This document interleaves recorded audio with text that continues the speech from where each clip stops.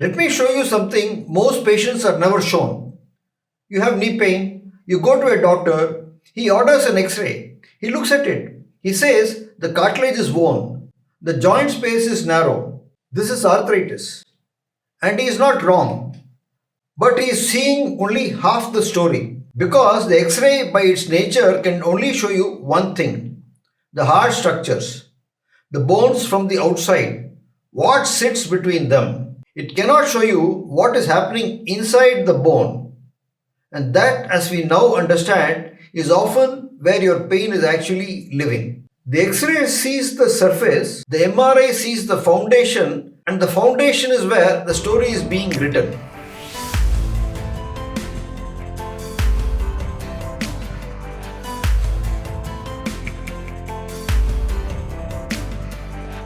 For most of medical history, we did not have a tool that could see inside bone. X-rays go through soft tissue and stop at bone. They show the outline. They cannot show you what is happening within the bone itself, the marrow, the inner architecture, the living tissue inside. So, for 100 years, when a patient had knee pain, we looked at the cartilage on the surface, the space between the bones. If the space was narrow, we said arthritis, and we treated the surface, anti-inflammatory pills, cortisone injections. Eventually, when the pain became too much, a new joint. Then the MRI arrived, and the MRI sees what the X-ray cannot. Suddenly, we could look inside the bone, and what we found there changed everything we thought we knew about why knees hurt. Inside the bone, just underneath the cartilage of an arthritic knee, the MRI began to show patches, areas where the bone looked different, swollen, bright on the scan.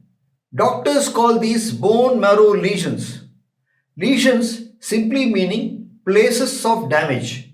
Marrow because they are inside the bone where the marrow lives. And here is what the research has shown again and again over the last 15 years. These hidden lesions, invisible on X-ray, visible only on MRI, are some of the strongest predictors we have of two things: how much pain a patient feels and how quickly their arthritis will get worse. The cartilage on the surface is what everyone has always pointed to.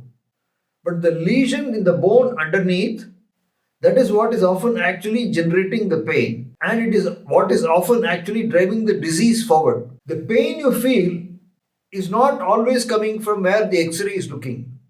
Sometimes the loudest damage is the damage no one has shown you yet. So why does the bone underneath start failing? It is rarely just one cause. It is usually three things working together. First, mechanical load. The cartilage above gets thin, and the bone underneath suddenly carries forces it was not designed to carry. Bone, when it is overloaded for years, develops these damaged areas. Second, inflammation. The same low-grade inflammation that affects the joint above does not stop at the cartilage. It travels into the bone. The marrow underneath is inflamed too. That inflammation contributes to the lesions you see on the scan. And third, the bone itself being weak. If your bones in general are losing strength, the kind of bone weakness we measure on a bone density scan, then the bone underneath your knee was already vulnerable before the cartilage trouble even started. Weak bone forms these damaged areas more easily, heals from them more slowly, and lets the disease above progress faster.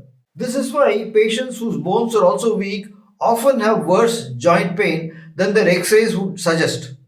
Their X-ray shows moderate arthritis, their MRI shows a foundation that is quietly struggling underneath.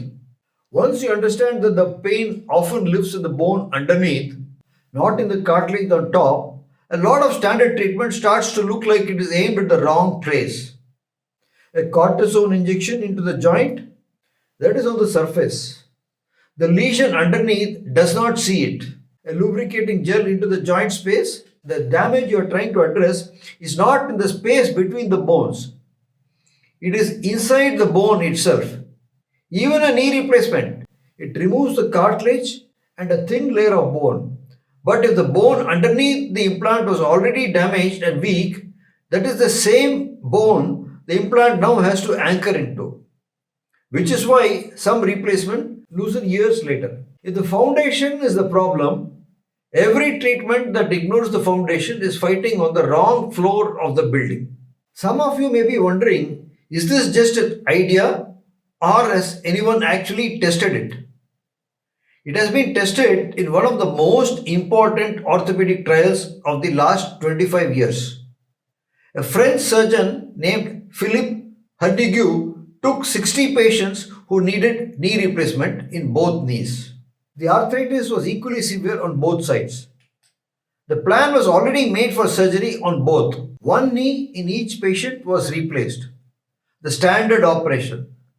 The other knee, the one with arthritis just as bad, received something very different. The surgeon took the patient's own bone marrow, he concentrated it, and he placed it not into the joint, but into the bone underneath, into the foundation, into the very area where the lesions live. Then he followed those patients for 15 years. At 15 years, the knee that had received biological repair into the bone was holding up well enough that in most of those patients, the second replacement was never needed. The patient kept their own knee. Pain relief was comparable to the operated side. For a separate group of patients whose arthritis had come from bone death caused by steroids, younger patients, harder cases, the biologically treated knee did even better than the replaced one. Fewer complications, quicker recovery. This is not a clinic anecdote.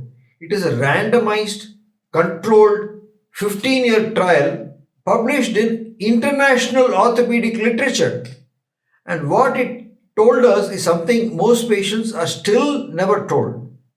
That the bone underneath, when it is treated where it actually needs treating, can do the work a replacement was supposed to do. Repairing the foundation is not a theory. It is a result that has now been measured for a decade and a half. So, what would a treatment look like today that built on what Hernigou's trial proved was possible? It would start by reading the upstream environment, the metabolic conditions that weaken bone and inflame the joint at the same time. Sugar control, vitamin D, inflammation, fat balance. Fix what is fixable in the soil before you plant anything.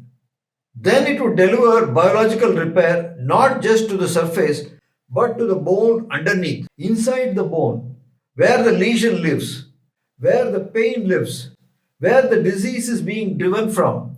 And it would layer the signals, not bone marrow alone, but bone marrow with the messengers that tell the tissue how to respond. That is what Prasad is built to do. The treatment begins where Hernigou's evidence ended, with biological repair into the bone, and adds the signaling layers the original bone marrow approach did not include. It is designed around exactly this understanding that surface treatment alone without addressing the foundation is incomplete, and that biological repair into the bone, when layered correctly, is the most rational alternative to replacement we currently have. The full Prasad treatment step by step is in our early video, linked below. If you have knee pain and an X-ray that says arthritis and a treatment plan that has only ever addressed the cartilage, there is a layer underneath that no one may have looked at. Ask about the bone underneath. Ask whether your treatment is addressing it. Ask whether anyone has actually seen the foundation or whether they have only ever seen the surface. Your knee is not a hinge, it is a structure. And structures fail from the foundation up, not from the roof down. I am Dr. A.K. Venkatachalam. My practice is known as the Madras Joint Rejuvenation Centre.